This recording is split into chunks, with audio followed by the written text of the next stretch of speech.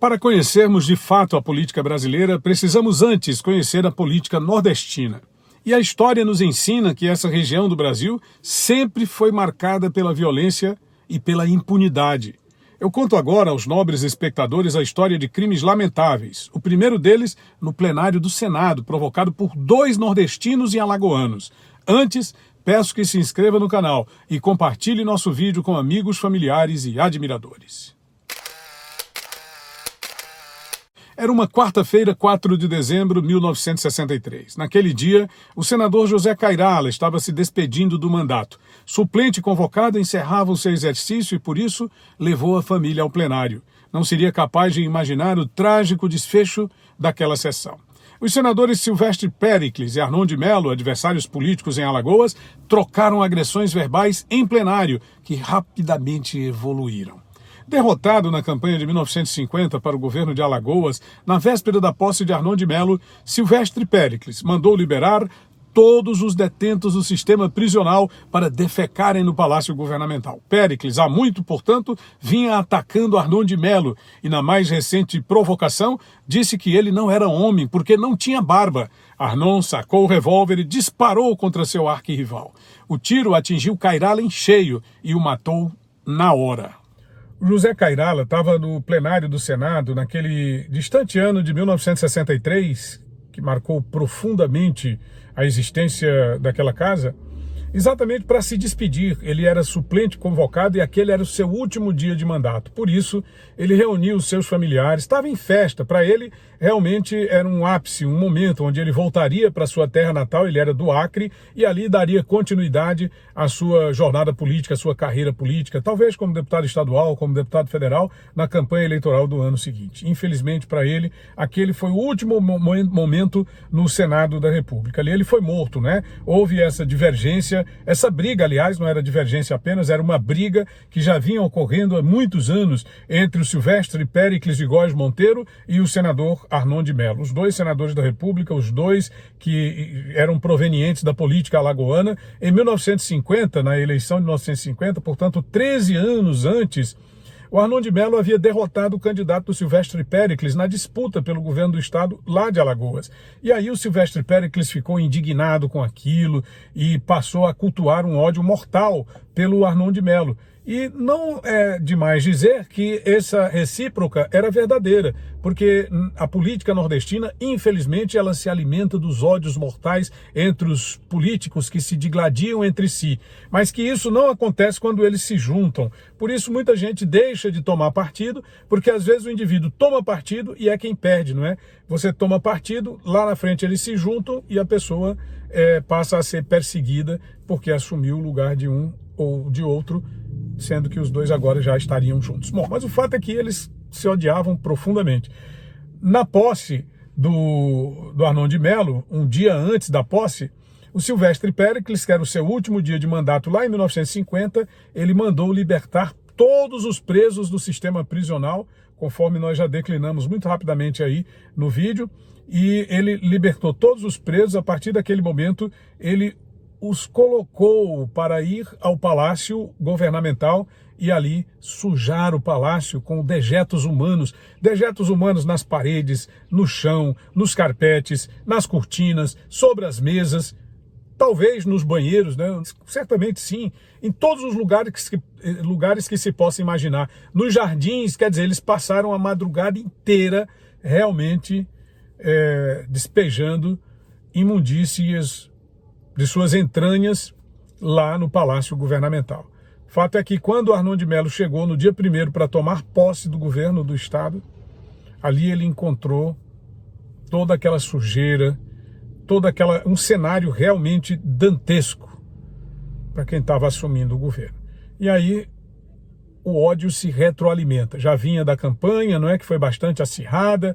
Ele era acusado de ser um estrangeiro em terras alagoanas, era um moço muito bonito e que era uma almofadinha. E aquilo, quer dizer, ficou marcado, inclusive na campanha para o Senado alguns anos depois, quando os 2 foram eleitos, o Silvestre e o Arnon de Melo. Agora, o Silvestre Péricles sempre o provocava, porque na família Collor de Melo eles têm lá aquela questão, né? Eles são imberbes, não tem barba.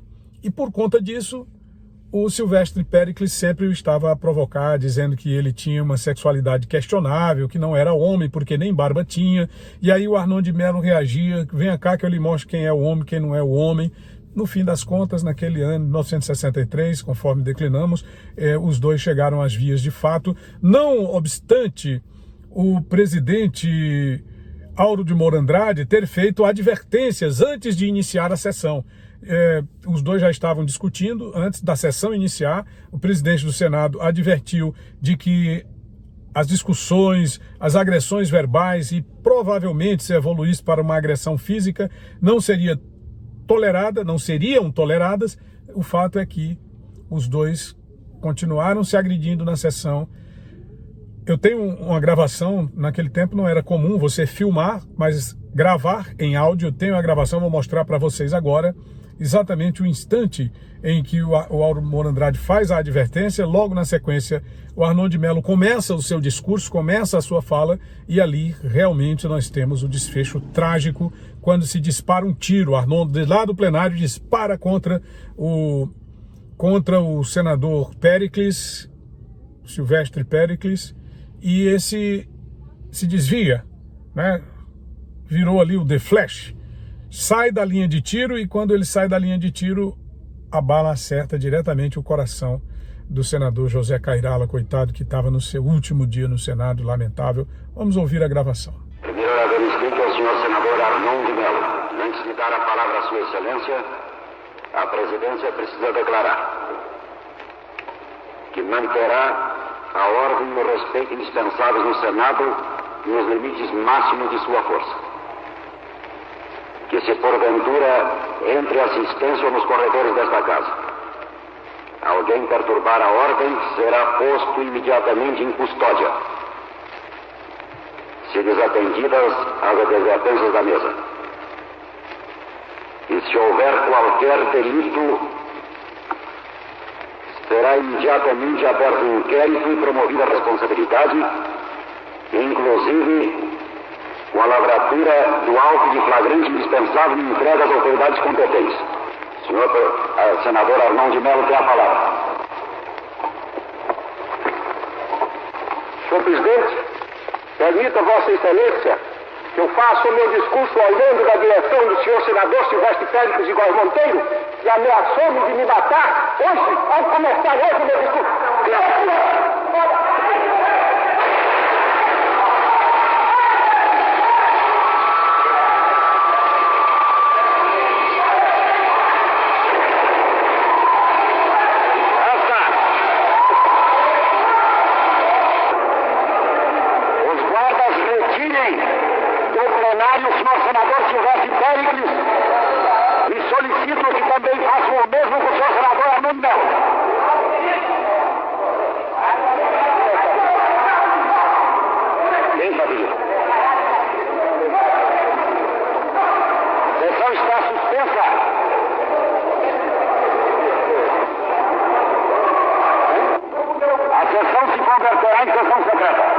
Lamentavelmente tenho a comunicar aos senhores senadores que há um senador ferido, o senhor senador José Cairala.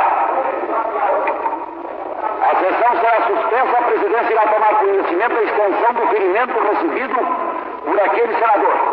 Em seguida, a sessão voltará a funcionar em caráter secreto para todas as providências indispensáveis à repressão ao gravíssimo ato que acaba de ser realizado nesse plenário.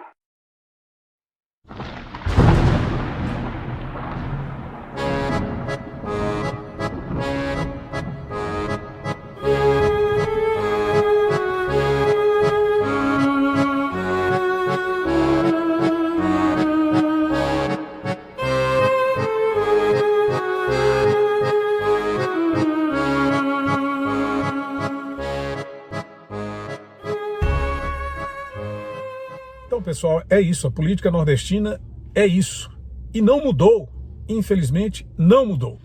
A região Nordeste sempre foi marcada pela violência política. Além deste lamentável episódio que acabamos de relatar, temos outro de igual magnitude ou ainda mais grave.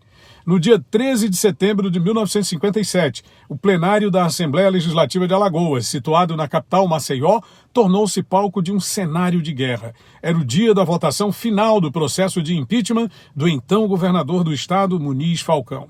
Deputados contrários à destituição do chefe do executivo entraram em confronto armado contra os deputados oposicionistas favoráveis ao impeachment. Em menos de 10 minutos, mais de 1.000 tiros foram disparados, 8 pessoas ficaram feridas, um parlamentar foi morto, Humberto Mendes, apoiador de Falcão. A votação, evidentemente, não ocorreu. O tiroteio chocou o país e teve repercussão internacional. O então presidente da República, Juscelino Kubitschek, teve de fazer uma intervenção federal em Alagoas para garantir que novos confrontos armados não ocorressem. O responsável direto pela intervenção foi o general Moraes Âncora.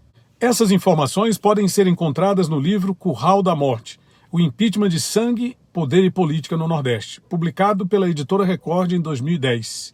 Também no site Brasil Escola, em artigo do professor mestre Cláudio Fernandes. Segundo o livro de Jorge Oliveira, O Curral de Sangue, a velha oligarquia sórdida e cambaleante se acoitava na impunidade e na corrupção.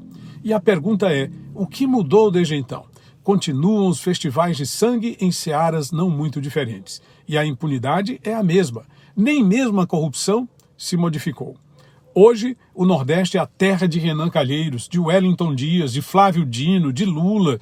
Persistem as mazelas e as características dos personagens. Agora, muito mais perigosos, porque se mostram sabidos e debochados. Nunca demais lembrar. Como dizia Tancredo Neves, a sabedoria, quando é muito grande, vira bicho e engole o dono. Vamos adiante. Tony Rodrigues, Além da Notícia.